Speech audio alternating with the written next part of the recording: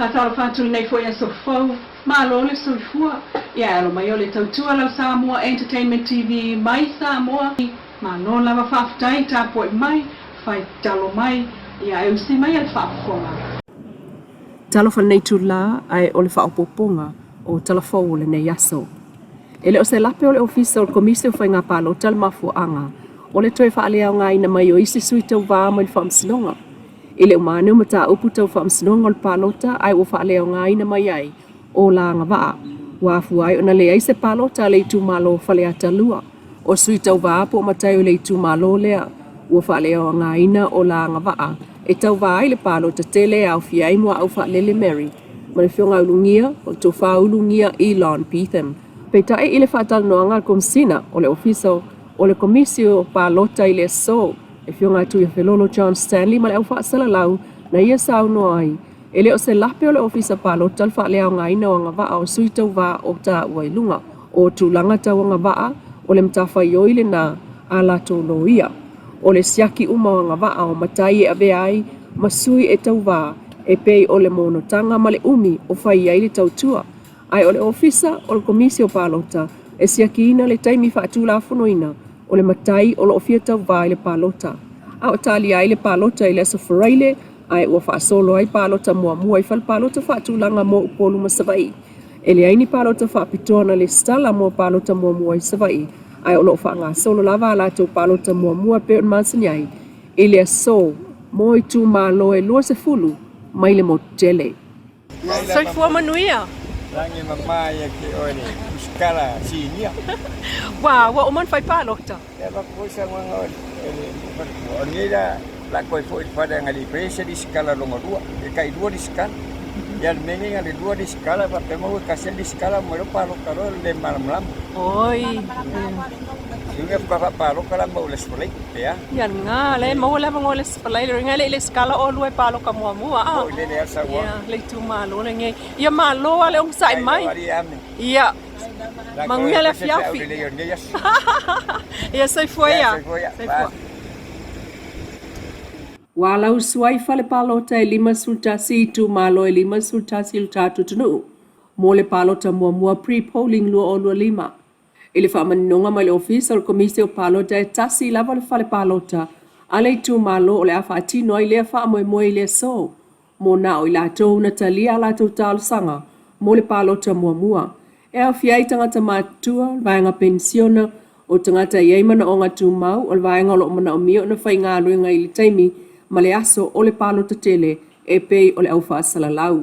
O iei fo i pusa palota whaapitoa mo tangata lo ngā luem whai ngā ruenga whaatino ai a lātou palota mai whea lava le tū malo o lo ngā lue ai. E nisi o tala e whāwa i aso le utoe whaatali ai le li tala vaulu whaamsinonga māua lunga mo luna whasalanga. Ina ua ia iyo e ina lona mo lianga le tau whaasase. Mai le whaamsinonga māua lunga le vai aso le nei o lo tala i tua le ali i lalo a inga. E au fia ile saini le ofisa o leo mal tau fia o pepa malanga. O le whai ungol maasina talo o iulaina a veai le ava noa. Ale whamsinonga e sa ilia neise lo ia tutongi le malo e tula i mo le ali peitai. O le toe val a wai o le mta upu le vai aso nei. Ele i eisa na lo ia mamana o iloa e tali i yoe i mo lianga e peo na li putia. Ele Samoa observer.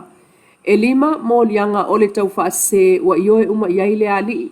Matolo atua iloa, ele masina faua se te malua lima mo le whaasalanga.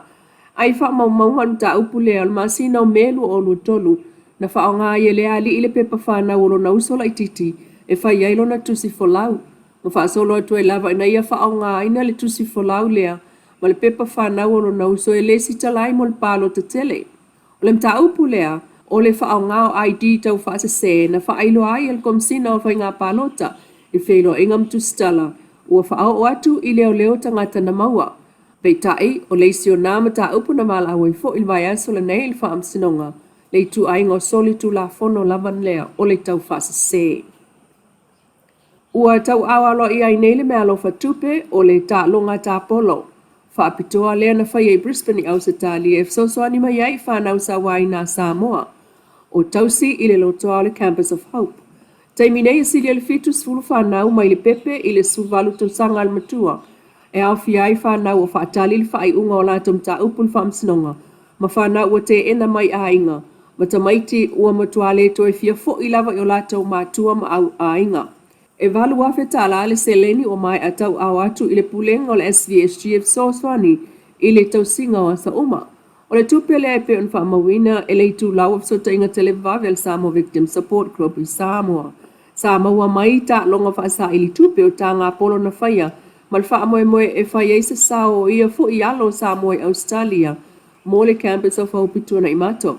O whaamawina o le sunga po manu, o le Us Golf, le ana tau au ina le mea lofa walu awhita la o tupe umalawa ia na maua, I le umane o le tauwa ngā ta longa, I le amatanga o le masina le nei o Aukuso I Australia.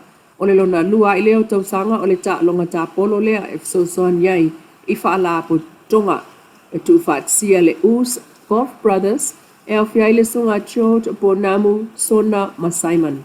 O whaafta iai fo il pulengo le to manga moe po ngā tia le sao le Us Golf Team I le manatu mai ia Samoa ma le whaia o se suinga manuia I le lumanai o le silia I le fitu se furu whanau o iai teminei I le campus of Haupitua na imato.